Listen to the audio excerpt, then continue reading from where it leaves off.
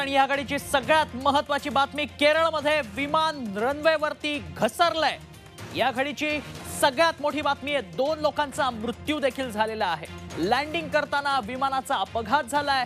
दुबईवरून हे विमान आलं होतं, केरळमध्ये या विमानाचा अपघात झालेला आहे। या घडीची सगळ्यात महत्त्वाची आणि मोठी बातमी आपण पाहतोय, केरळमध्ये विमान दुर्घटना घडलेली आहे। या विमान दुर्घटनेत 2 लोकांचा मृत्यू देखील झालेला आहे। विमान अपघातात या 2 जणांचा मृत्यू झालाय। केरळमध्ये हा विमान अपघात घडलेला आहे। या क्षणाची मोठी बातमी, केरळच्या कोझिकोडमध्ये करिपूरमध्ये एअर इंडियाचं विमान घसरलंय। लँडिंग करताना हे विमान घसरलेलं आहे। लँडिंग करताना विमानाचा अपघात झालाय। ही ताजी दृश्य आपण पाहतोय। विमान अपघातात 2 जणांचा मृत्यू झालाय। दुबईवरून आलेल्या विमानात 2 लोकांचा मृत्यू झाला। हे विमान घसरलेलं आहे, कोसळलेलं आहे। अधिक माहिती घेणार आहोत, आमचे प्रतिनिधी रामराजे शिंदे सध्या आपल्या संपर्कात आहेत। रामराजे, काय अधिक माहिती आहे? बिलकुल, दुबईहून हे विमान आलं होतं आणि आता सध्या केरळमध्ये जी परिस्थिती आहे ती पाऊस खूप मोठ्या प्रमाणावर आहे आणि त्यामुळं रनवेवर ज्यावेळेस लँडिंग केलं जात होतं या विमानाचं, तेव्हाच हे क्रॅश झाल्याची आपल्याला माहिती मिळते। जी दृश्य जे आता समोर दाखवली जात आहेत त्यावरून ते किती मोठं अपघात होता हे स्पष्टपणे दिसून येते। कारण विमानाचा जो पुढचा भाग असतो, कॉकपिट जो असतो, तो पूर्ण नाहीसा झाल्याचं दुर्घटनेमध्ये नष्ट झाल्याचे दिसून येते। यामध्ये जे वैमानिक होते त्यांचा सुद्धा मृत्यू झाल्याची माहिती पुढे आलेली आहे। आणखीन एका व्यक्तीचा मृत्यू झाल्याची माहिती पुढे आलेली आहे आणि कारेपूर हा एअरपोर्टवर हे संपूर्ण घटना घडलेली आहे। आता संध्याकाळची ही घटना आहे। बचाव कार्य आता सुरू आहे या ठिकाणी, परंतु अद्याप ही साधारणतः 2 किती लोकांची हानी झाली हे अद्याप कळायला नाहीये। साधारणतः 180 लोक यामध्ये असल्याची माहिती आपल्याला मिळालेली आहे आणि 7:45 ही घटना घडलेली आहे आणि आता आणखीन तिथे बचाव कार्याचं काम आता सुरू असल्याची आपल्याला माहिती मिळते। अग्निशमन दल त्याचबरोबर एअरपोर्ट अथॉरिटी जी आहे ती तात्काळ बचाव कार्यामध्ये या ठिकाणी आलेली आहे आणि सर्व SOP जी आहे, स्टँडर्ड ऑपरेटिंग सिस्टीम जी आहे ते सुरू झालेलं आहे। परंतु महत्वाचं म्हणजे की कारण काय आहे या पाठीमागं हा सुद्धा शोध घेतला जात आहे। पाऊस असल्यामुळं जे रनवे होता त्या रनवेवर मोठ्या प्रमाणावर पाणी साचल्याची माहिती मिळाली आणि त्यानंतर ज्यावेळेस चाक रनवेवर आले त्यावेळेस मात्र ते पाण्यावर घसरल्याची माहिती मिळाली आणि त्यामुळंच रनवेच्या बाजूला हे विमान गेलं एअर इंडियाचं आणि नंतर काय झाल्याची माहिती मिळाली आहे। त्यामुळे वैमानिकाचा कंट्रोल जो आहे तो सुटला आणि म्हणूनच 191 यामध्ये प्रवासी याच्यामध्ये या विमानामध्ये होते आणि त्यांना आता काढण्याचं सुद्धा आता काम सुरू आहे। परंतु दुर्दैवाची गोष्ट म्हणावं लागेल की याच्यामध्ये वैमानिक जे आहेत त्यांचा मृत्यू झाल्याची माहिती पुढे आलेली आहे। हे बोईंग 737 नंबरचं हे विमान होतं आणि बाजूलाच एक खोल दरी असल्याची माहिती मिळते आणि तिथेच विमानाचं काही पार्ट जे आहे ते पडल्याची सुद्धा आता माहिती आपल्याला मिळालेली आहे। आता बचाव कार्य आणि शोध कार्य अजूनही सुरू आहे। पण रामराजे, यात विमानाचे 2 तुकडे झाल्याचं कळतंय। नेमकं विमान घसरलं कसं, याबाबत काही माहिती मिळू शकली का? आणि एकूण किती प्रवासी यात होते, त्यांच्यावरती आता उपचार केले जातात का? त्यांना कुठे हलवण्यात आलंय, याबाबत काही अधिक माहिती मिळू शकली का? बिलकुल, त्यांना तात्काळ नजीकच्या रुग्णालयामध्ये हलवण्यात आलेलं आहे। बोईंग 737 हे विमान होतं आणि ज्या वेळेस रनवेवर हे विमान उतरत होतं त्यावेळेस एकतरी रात्रीची वेळ होती, 7:45ची ही वेळ होती आणि दुसरं म्हणजे की मोठा पाऊस या ठिकाणी पडलेला आहे केरळमध्ये आणि केरळमध्ये इतर ठिकाणी पण बचाव कार्य चालू आहे। परंतु रनवेवरच पाणी साचल्यामुळं चाक पाण्यावर घसरले आणि त्यानंतर मग शेजारी एक मोठी दरी असल्याचं माहिती मिळाली आणि त्या दरीमध्ये हे विमान गेलं आणि म्हणूनच 2 तुकडे विमानाचे झालेले आहेत। समोरचा जो कॉकपिट असतो त्याचा पूर्ण भाग जो आहे तो नाहीसा झालेला आहे। आता ब्लॅक बॉक्स शोधण्याचं काम सुरू केलेलं आहे, त्यामधून नेमकं कळणार आहे की नेमकं काय झालं होतं। ब्लॅक बॉक्सच्या माध्यमातून शोधता येऊ शकतं की इंजिन खराब झालं होतं का, चाक खराब झाले होते आणि कशा प्रकारे ही दुर्घटना झालेली आहे ही माहिती मात्र मिळू शकते। परंतु आता कालिकट विमानतळावर ही घटना आहे आणि ताबडतोब सर्व जणांना एका रुग्णालयामध्ये सुद्धा दाखल करण्यात आलेलं आहे. त्यांच्यावर उपचार सुद्धा केले जात आहेत आणि वास्तविक म्हणजे की आता सध्या कोरोनाचा कालावधी आहे, अशामध्ये ही घटना झालेली आहे. त्यामुळे डॉक्टरांना सुद्धा मोठी खबरदारी घ्यावी लागते हे संपूर्ण हाताळण्यासाठी. रामराजे, यात वैमानिकाचा मृत्यू झाल्याचं कळतंय. यासह आणखी किती जण जखमी झाली आहेत याबाबत आकडा काही समजू शकलाय? ती जखमी झाले याचा अद्याप ही माहिती मिळाली नाहीये, परंतु आताच नुकतंच DGCA ने एक प्रेस रिलीज काढलेली आहे आणि त्यामध्ये स्पष्टपणे सांगितलेलं आहे की एअर इंडिया एक्सप्रेसचं हे B737चं हे विमान होतं आणि दुबईवरून कालिकत या ठिकाणी येत होतं आणि 191 प्रवासी या विमानामध्ये होते आणि व्हिजिबिलिटी जी होती ती 2000 मीटर ही व्हिजिबिलिटी होती.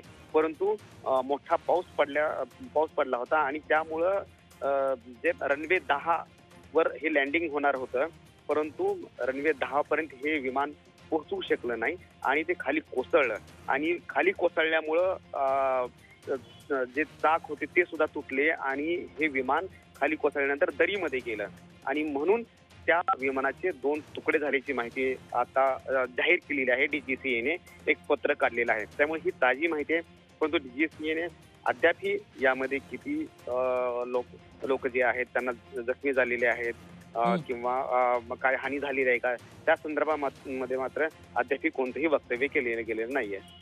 या पत्रकात आणखी काय नमूद करण्यात आलंय रामराजे? काय तपशील आहे या पत्रकाचा? बिलकुल 3-4 मुद्दे याच्यामध्ये देण्यात आलेले पत्रकामध्ये. पहिला मुद्दा म्हणजे की हे विमान कुठून कोणत्या नंबरचं होतं. बोईंग 737 नंबरचं हे विमान होतं. कुठे आलं होतं, म्हणजे की ते दुबईवरून कालिकत या ठिकाणी हे विमान आलं होतं. दुसरा मुद्दा म्हणजे की यामध्ये किती प्रवासी आहेत, तर याच्यामध्ये 191 प्रवासी होते, 2 पायलट होते आणि तिसरा मुद्दा म्हणजे की परिस्थिती काय होती, म्हणजे की व्हिजिबिलिटी किती होती.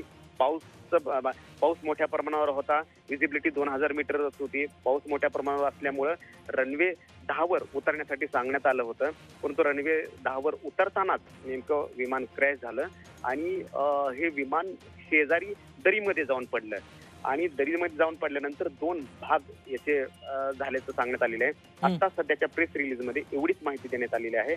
आणखी माहिती मिळवण्यासाठीच वाट पाहिली जाते आणि याच्यामध्ये आता अद्याप किती लोक जखमी झालेले आहेत ते पाहणं गरजेचं आहे, कारण ही मोठी घटना आहे आणि जर विमानाचे 2 तुकडे होत असतील तर ही खूप मोठी दुर्घटना अशी म्हणावं लागणार आहे. परंतु पायलटनं सुद्धा रनवेवर विमान आणण्याचा प्रयत्न केला होता. शेवटच्या क्षणापर्यंत ते आणण्यासाठी प्रयत्नशील होते, परंतु ते तसं घडलं नाही आणि विमान दरीत कोसळल्यामुळं खूप मोठं नुकसान झालेलं आहे. 2 तुकडे झालेले आहेत आणि वैमानिकाचा सुद्धा याच्यामध्ये मृत्यू झाल्याची माहिती सुद्धा पुढे आलेली आहे. रामराजे, नेमकी ही घटना कधीची आहे आणि आता सध्या बचाव कार्य कशा पद्धतीत सुरू आहे? बचाव कार्य आता खूप मोठ्या प्रमाणावर सुरू आहे आणि आता DGCA ने आणखीन एक माहिती पुढे आता दिलेली आहे की तात्काळ घटना कशी घडली या संदर्भामध्ये चौकशीचे आदेश DGCA ने आता दिलेले आहेत. त्यामुळे ताबडतोब ही चौकशी केली जाईल असं DGCA ने आता जाहीर केलेलं आहे आणि त्याचबरोबर नेमकी परिस्थिती काय झाली होती, कशा पद्धतीनं हे संपूर्ण घटना घडली होती याची सुद्धा माहिती घेण्याचं काम अद्यापही सुरू आहे DGCA कडून. रामराजे, यामुळे अनेक प्रश्न खरं तर आता उपस्थित होतात, कारण रनवेवरती जर पाणी साचलं होतं तर याची माहिती वैमानिकांना देण्यात आली नव्हती का, हा एक मोठा प्रश्न यामुळे निर्माण झालेला पाहायला मिळतो. आणि याची माहिती देण्यात आली असती तर ही दुर्घटना नक्कीच टळू शकली असती.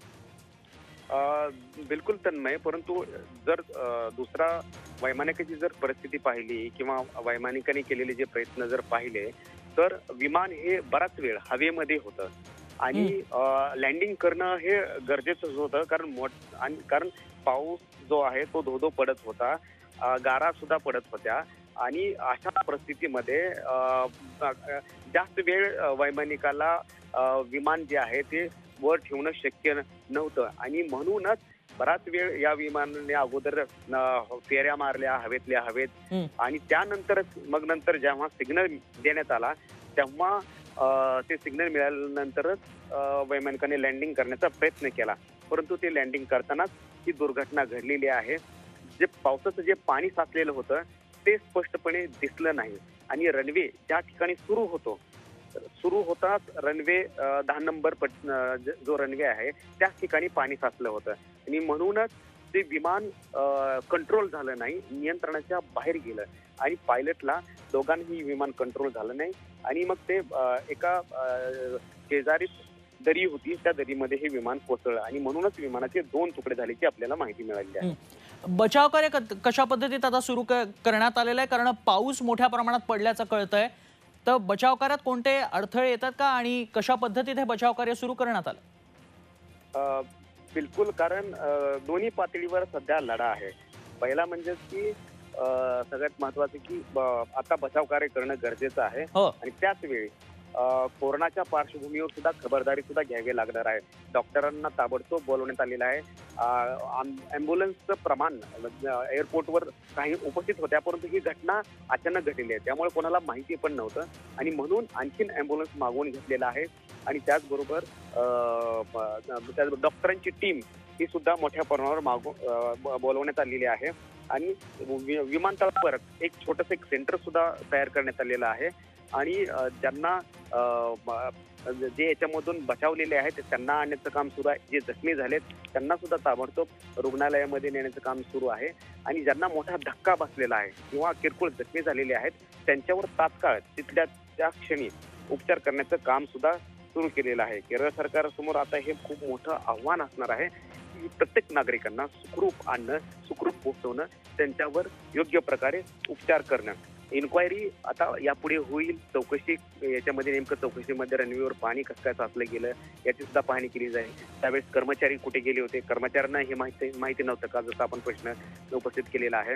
हे या सर्व गोष्टीची पुढे चौकशी केली जाईल. परंतु आता प्राथमिकता जी आहे ती ताबडतोब तिथल्या नागरिकांना वाचवणं ही प्राथमिकता आहे आणि त्यामुळं ही खूप मोठी दुर्घटना म्हणावी लागेल अशा प्रकारची, कारण गेल्या अनेक वर्षामध्ये भारतामध्ये तरी अशा प्रकारची दुर्घटना आणि ते पण एअर इंडियातले जे वैमानिक आहेत ते अतिशय कुशल असतात, परंतु अशा प्रकारे हे विमान क्रॅश झालेलं आहे ते मात्र खूप धक्कादायक आहे. 184 याच्यामध्ये हे संपूर्ण पॅसेंजर होते आणि त्यामुळं याच्यापैकी किती जणांना वाचवण्यात यश मिळालेलं आहे ते पाहणं गरजेचं आहे. नक्कीच आपण आपल्या प्रेक्षकांना अपडेट देऊयात. प्रवाशांना बाहेर काढणं आता सुरू झालेलं आहे. एअर इंडियाच्या विमानाला हा अपघात झालेला आहे. पायलटसह 3 जणांचा मृत्यू झालेला आहे. केरळच्या कोझिकोडमध्ये करिपूरमध्ये एअर इंडियाचं हे विमान लँडिंग करत असताना घसरलेलं आहे. जवळच दरी होती, त्या दरीत हे विमान कोसळलेलं आहे. यात विमानाचे 2 तुकडे झालेले आहेत. अपघातात अनेक प्रवासी जखमी झालेत. या क्षणाची मोठी बातमी आपण पाहतोय.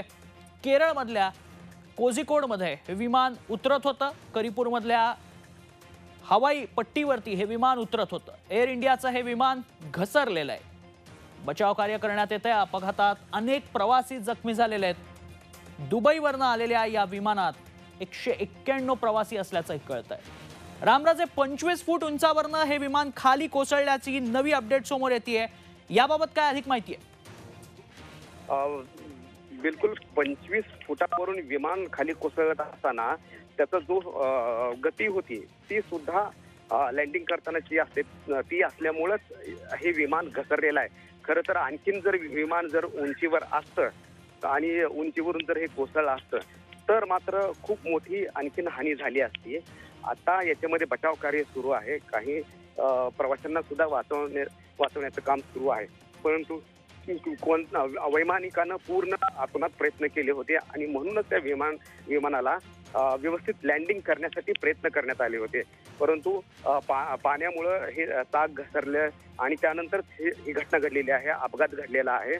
आणि 25 फुटावरून हे विमान खाली आलं असलं तरी एक स्पीड जो असतो तो कंट्रोल कुठेतरी करता आला नाही आणि म्हणूनच या विमानाचे 2 तुकडे झाले. यामध्ये 174 प्रवासी होते, 6 क्रू मेंबर होते आणि त्याच्यामध्ये 2 पायलट होते. ही माहिती आता पुढे आलेली आहे, परंतु आता चौकशीमधूनच नेमकं स्पष्ट होणार आहे की नेमकं काय याच्यामध्ये घडलं होतं ते. DGCA कडनं अधिक काही माहिती देण्यात आली आहे का, या संदर्भात काही अपडेट्स देण्यात आलेत का? रामराजे रामराजे माझा आवाज पोहोचतोय तुमच्यापर्यंत? काही तांत्रिक कारणामुळे आपला संपर्क तुटलेला आहे. अधिक माहिती जाणून घेण्याचा प्रयत्न वारंवार आपण पुन्हा एकदा करणार आहोत.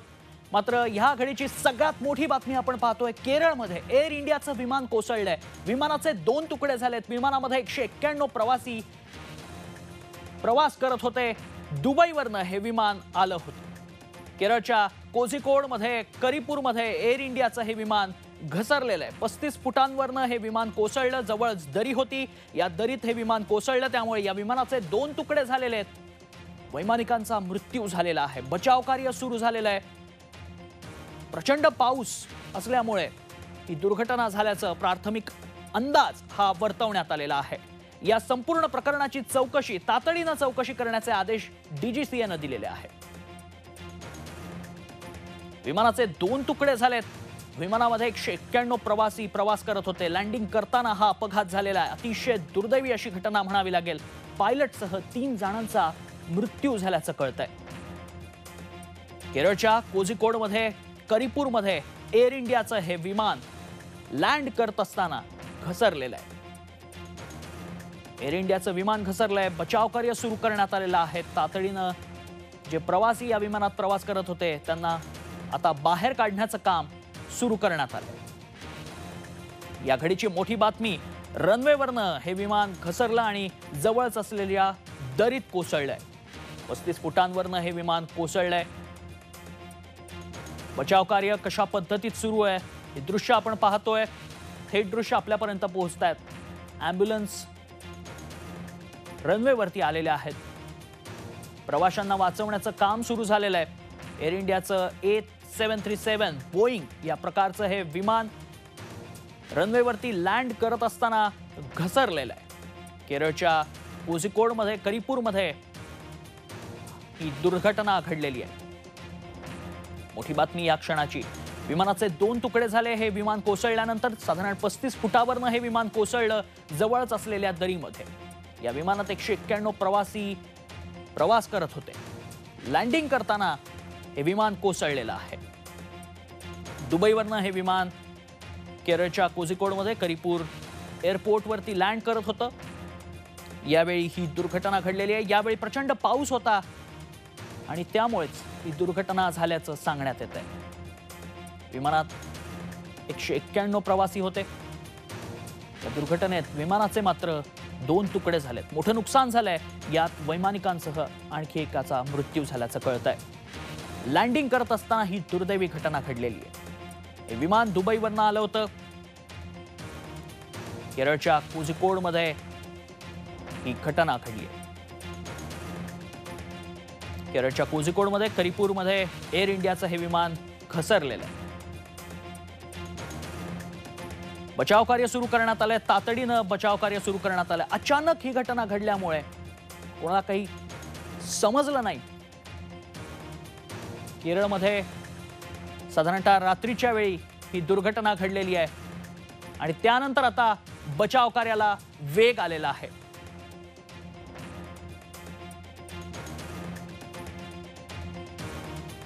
लँडिंग करताना हे विमान घसरलेलं आहे. केरळमधली अत्यंत दुर्दैवी अशी घटना. केरळच्या कोझिकोडमध्ये करिपूरमध्ये हे एअर इंडियाचं विमान घसरलेलं आहे. आपल्यासोबत एव्हिएशन एक्सपर्ट मंदार भारदे सध्या फोन लाईनवरनं जोडले गेलेले आहेत. मंदारजी, अशी दुर्घटना होते त्यावेळेला नेमकं काय घडतं? 35 फुटावरनं हे विमान कोसळल्याचं कळतंय. आता तिथे काय प्रकार, आता या पूर्ण किनारपट्टीमध्ये वेदर अतिशय डायसी आहे. ओके, बऱ्याच वेदरच्या आव्हानांना सामोरं जावं लागतंय. आपण मुंबईमध्ये, महाराष्ट्रामध्ये मागचे 2 दिवस या प्रकारचं वेदर अनुभवलं. तर त्या याच्यामध्ये लँडिंगच्या वेळेला जर का क्रॉसविंड्स असतील आणि त्या याच्यामध्ये ऐन ज्या वेळेला त्यांना टचडाऊन करायचंय त्यावेळेला जर काही वारे बदलले किंवा पायलटचा अंदाज चुकला यातल्या कुठल्याही कारणाने अशा प्रकारची घटना घडू शकते. आता फक्त काही फोटोग्राफ्स आपल्याकडे आहेत, हो. त्यामुळे सांगता येत नाही की एक्झॅक्ट कशामुळे ते झालंय. दिसतंय ते असं दिसतंय की अशा वेळेला अन्यथा जितकं मोठं होऊ शकतं ते टाळलं गेलं असावं असं त्या फोटोवरून मला वाटतंय. कारण अन्यथा मग इंजिन मधले किंवा फ्युएल टँक्सचे स्फोट होतात आणि जास्त नुकसान होतं, जास्त दुर्घटना मोठी होते. आता दिसतंय असं की ते दुर्दैवी आहे, पण स्फोट झाल्याचे फोटोग्राफ तरी मला दिसलेले नाहीयेत कुठे की ज्याच्यामध्ये इंजिनाने पेट घेतला किंवा टाक्यांनी पेट घेतला, असं दिसत नाहीये कुठे. सो मला वाटतं की थोडं अजून काही काळानंतर आपल्याला कळेल की रनवे ओलांडून पलीकडे जाऊन ते विमान पडलंय की विमानतळाच्या परिसरातच बाजूला घसरून त्याचं झालंय. हे आता मला जे मी वाचलंय त्याच्यातनं किंवा बघितलंय त्यातनं कळत नाहीये. मात्र 2 तुकडे झालेत या विमानाचे. कसे काय ह्या विमानाचे 2 तुकडे होऊ शकतात का? म्हणजे अशी घटना घडते तेव्हा 2 तुकडे होणं पाहायला मिळतं का? हो, आता जे प्लॅन केलेलं असतं विमानाचं, ज्या वेळेला त्यांनी लँडिंग प्लॅन केलेलं असतं पायलटने, त्याला ते प्लॅन केलेलं असताना ज्या दिशेला त्याने लँडिंग प्लॅन केलंय त्याच्यामध्ये जर पूर्ण चुकीच्या पद्धतीने, ज्याला क्रॉसविंड्स म्हणतात, त्या प्रकारच्या वाऱ्यांचा वेग जर वाऱ्यांच्या दिशा जर बदलल्या तर त्याचं जो पूर्ण विमान फोर्स आहे त्याची डायरेक्शन बदलू शकते आणि ते बदलल्यानंतर त्याला स्टॉल होणं अशी हे आहे. त्यामुळे जर का असं काही उंचावरून ते पडलं जे अदरवाईज योग्य पद्धतीने लँड व्हायला हवं होतं, ते जर झालं नाही तर विमानाचे तुकडे होऊ शकतात. पण this is too early to comment. नक्कीच मंदारजी, धन्यवाद आपण दिलेल्या सविस्तर माहितीसाठी आणि प्रतिक्रियेसाठी. आपल्यासोबत एअर मार्शल प्रशांत खांडेकर देखील जोडले गेलेले आहेत. प्रशांतजी, काय घडतं जेव्हा अशा पद्धतीची दुर्घटना घडते? नेमकं काय चुका घडतात? नाही, आता काय झालंय की जसं आपल्याला माहिती आहे की याची पूर्ण इन्क्वायरी होईल तेव्हा पूर्ण कळेल आहे. पण आपल्याला जे कळलंय ते हेच आहे की कोझिकोड म्हणजे कालिकत एअरपोर्टवर त्या साईडला भागात पाऊस खूप पडलाय आणि रनवेवरती खूप पाणी साचलं असावं. आणि अशा वेळेस काय होतं की विमानाला जेव्हा लँड करायचं असतं तेव्हा बऱ्याच साऱ्या गोष्टी पाहाव्या लागतात आणि जर म्हणजे त्यात 2-4 गोष्टी होऊ शकतात. कारण हे आपण फक्त अंदाजच करू शकतो की एक तर काय होतं की जर तिथे जर जनरल हवा आणि वातावरण जर ढगाळ किंवा असं असेल तर बऱ्याचदा काय होतं की विमानाची जे डिसेंट असतो आपण जे जशा रेटनी असं हळूहळू ते खाली येऊन जिथे टचडाऊन पॉइंट असतो त्याच्याहून थोड्या नंतर एखाद वेळेस विमान ते टचडाऊन व्हायला पाहिजे. पण बऱ्याचदा काय होतं की जेव्हा असं असतं तर एखाद वेळेस विमान जरा जास्त उंचीवरनं जर खाली आणायचा प्रयत्न केला तर त्याचा टचडाऊन पॉइंट रनवेला जिथे असतो त्याच्याहून थोडा उशिरा होऊ शकतो. मग काय होतं की त्या रनवे मग जास्त लागतो थांबायला आणि जर पाणी साचलं असेल तर काय होतं की हे जे ब्रेकिंग केलं असेल आहे तर त्या ब्रेक्स मध्ये तसं अँटी स्किड युनिट्स असतात ज्यांनी तुमचं टायर असे घट्ट थांबू नाही शकत की ज्यांनी स्किड होईल. तर टायरला असं फिरता येतं आणि त्याची स्पीड कमी होत जाते असं अशी त्यात मेकॅनिझम असतं सगळ्याच विमानात. आणि पायलट सुद्धा काय असतं सगळ्या इमर्जन्सीज करता ट्रेंड असतात की जसं ज्या साईडला स्किड होत असतं विमान त्या साईडच्या उलट्या साईडला नोज व्हील म्हणजे जे समोरचं व्हील असतं ते करायला पाहिजे, त्यांनी स्किड कमी होतो. पण आता काय झालंय की म्हणजे हे सगळ्या गोष्टी आता आपल्याला इन्व्हेस्टिगेशन मधनच कळू शकतं. पण या एक 3-4 गोष्टी आहेत की ज्या होऊ शकतात की ज्यांनी असा अपघात होऊ शकतो. आणि जे विमान पूर्ण म्हणजे मला वाटतं ओव्हरशूट केलाय म्हणजे म्हणजे विमान रनवे क्रॉस करून ती आपली बाहेरची जी एक हे असते भिंत परिघाची तर त्या भिंतीला एखाद वेळेस तिथपर्यंत पोहोचलं की काय हे कळत नाही. कारण रात्री ते फोटो काही आपल्याला जास्त पाहता नाही आले टीव्हीवर. पण अशा बऱ्याच म्हणजे या 4-5 गोष्टीच एकदम मनात येतात की असं काहीतरी झालं असावं. पण मात्र याबाबत अशा पद्धतीचं हवामान जेव्हा खराब असतं त्याबाबत पायलटला सांगण्यात आलं नसेल का, किंवा अशा पद्धतीची खबरदारी घेण्याची सूचना करण्यात आली नसेल का? हे अनेक असे प्रश्न निर्माण झालेले आहेत ह्या दुर्घटनेमुळे. आपलं काय म्हणणं आहे यावर? नाही, तर काय असतं की बऱ्याचदा म्हणजे विमानाचं हे प्रत्येक पायलट्सचे रेटिंग असतात की कोणत्या प्रकारच्या वातावरणामध्ये किंवा हवामानामध्ये ते लँड करू शकतात. आणि फक्त एकच पायलट नसतो, को पायलट पण असतो. आणि हे विमान म्हणजे पायलट सगळे जे असतात वैमानिक ते बरेच अनुभवी असतात या सगळ्या ह्याच्यात. आणि सिम्युलेटरवर यांचं अपग्रेडेशन किंवा ट्रेनिंग होत राहतं, ज्यामुळे त्यांना या ज्या इमर्जन्सी सिच्युएशन्स किंवा अशा काही घटना होऊ शकतात आणि त्यांची इमर्जन्सी ड्रिल काय करायला पाहिजे याचं सगळ्यांना ट्रेनिंग असतं आणि म्हणूनच त्यांची व्हॅलिडिटी पण होत असते. आणि त्यामुळे जर वातावरण जर खूप खराब असेल तर पायलट म्हणजे एक तर एअर ट्रॅफिक कंट्रोलर तोच सांगू शकतो की आमचं इथे या विमानतळावर लँड करता येणार नाही, तर तुम्ही डायव्हर्शनरी जे विमानतळ असेल तिथे जा. किंवा पायलट सुद्धा म्हणू शकतो की अशा वेदरमध्ये मला लँड नाही करता येणार, तर म्हणून मी दुसरीकडे जाईन. तर म्हणजे असं वाटतंय की वेदर म्हणजे वातावरण तेवढं खराब नसावं, पण हे जे पाणी साचलं असेल रनवेवरती त्याच्यामुळे बहुतेक हे विमानाचं लँडिंगचा जो टचडाऊन पॉइंट असतो किंवा त्याची लँडिंग स्पीड जी असते वेग, तो वेग बहुतेक जास्त असावा असं एकंदरीत वाटतं. कारण याच दोनपैकी आणि जर आता जसं 35 फुटावरून जर विमान पडलं असं जर म्हणतात आहे काही बातमीमध्ये येत आहे, तर 35 फुटावरनं पडणं म्हणजे काय झालं की जसं आधी कोणी म्हणत होतं की एक अँगल ऑफ अटॅक असतो आणि स्टॉलिंग असतं. तर काय होतं याच्यामध्ये विमानाची जी हे असते काय म्हणतात त्याला ऍटिट्यूड, म्हणजे विमान कोणत्या परिस्थिती कसं असलं पाहिजे लँडिंगच्या वेळेस. आपण पाहिलं असेल विमानाचं जे नोज असतं म्हणजे समोरचा पोर्शन तो वर असतो आणि त्याचा उपयोग करतात एरोडायनामिक ब्रेकिंग करता. तर त्यांनी काय होतं ते विमानाची स्पीड कमी होत जाते आणि विमानाचा असा अँगल ऑफ अटॅक तो वाढत जातो आणि ज्यामुळे त्याची स्पीड कमी होते तर ते लँडिंग स्पीडच्या जवळपास ते विमानं लँड होतात. तर जर 35 फुटावरनं जर ते विमान पडलंय असं जर आपल्या बातमीत कोणत्या सांगतात आहे काही टीव्हीवर, तर याचा अर्थ त्या विमानाचा जो एक अँगल ऑफ अटॅक असतो म्हणजे ज्याला हवेची जी डायरेक्शन असते त्याच्याशी विमानाचा जो एक ऍक्सिस असतो त्याचा जो अँगल असतो त्याला म्हणतात अँगल ऑफ अटॅक. तर तो बहुतेक मग जर जास्त झाला तर मग त्याला स्टॉल कंडिशन म्हणतात की ज्याच्यामध्ये ते विमान दगडासारखं पडतं खाली, कारण त्याची जी लिफ्ट ज्याच्या कारणामुळे विमान असं वर उचललं जातं तेच तो कॉम्पोनंट त्याचा तो झिरो होऊन जातो, म्हणून ते विमान दगडासारखं खाली पडतं. तर कारण विमानाचं जे तुटलंय 2 तुकडे झालेले हे तुकडे असे होत नाही जर रनवे क्रॉस करून तुम्ही जर विमान जर असेल रनवेवरती आणि स्किड होऊन सुद्धा जर ते गेलं कुठे आणि मग कुठे, कारण ब्रेक्स जावल्यावर रनवे नंतर रनवे संपल्यावरही जरा माती वगैरे असते तर त्याच्यामध्ये विमानाचं स्पीड थोडी कमी होतेच त्याचा ब्रेक.